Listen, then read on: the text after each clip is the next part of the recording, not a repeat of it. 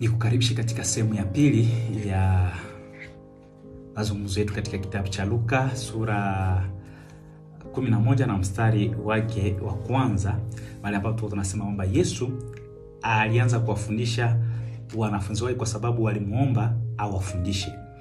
Na kuna mambo matano ambayo Yesu alianza kufundisha wanafunzi wake katika hiyo andiko katika mstari wa pili.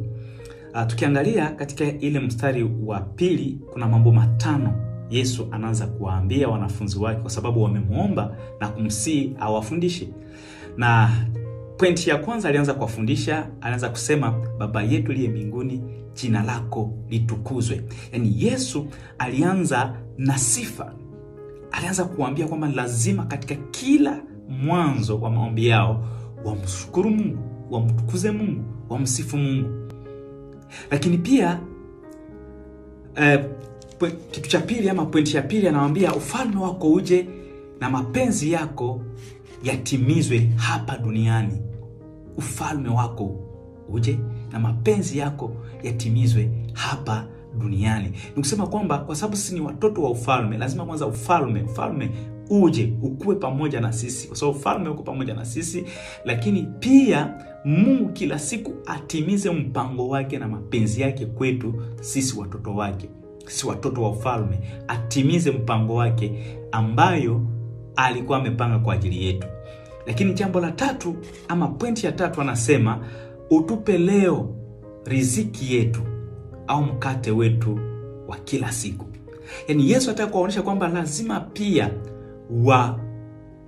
watafute chakula, waombe chakula, wapate mkate, wapate chakula ili wapate kuishi. Kwa sababu pia chakula pia ni sehemu ya kuishi, kwa sababu ametupa na tumbo. Ndio maana anawaambia kwamba lazima Mungu, tumuoneshe mahitaji yetu, tumwambie mahitaji yetu ili atupe kile tunachokihitaji, hata zaidi atupe chakula.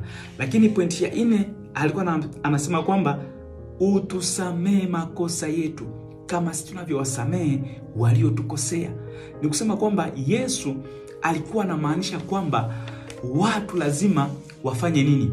Wasamehe kama vile Mungu anavyowasamehe.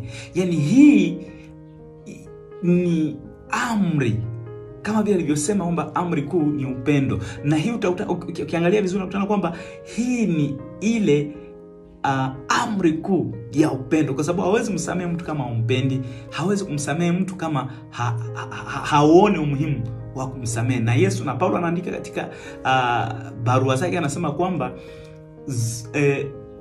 upendo usitiri wingi wa makosa, ama upendo unafunika wingi wa makosa. Lakini pointi ya 5 anasema usitutie majaribuni, bali tuokoe na ule mwovu. Yesu anasema pia tusisahau kumwambia Mungu atuepushe na majaribu, lakini pia atuokoe na maovu, ama na ule mwovu, shetani ambaye ni mshtaki wetu, ambaye anafanya vita na sisi kila itwayo leo, atuokoe na maovu yake. Kwa hiyo tujue kwamba haya mambo matano, ukiangalia vizuri kwa umakini, utakuta kwamba haya yote ndio inapeleka maneno ya Mungu ama Biblia nzima. Haya maneno 5 ambayo Yesu aliyerejelea katika ile maombi alikuwa anawafundisha wanafunzi.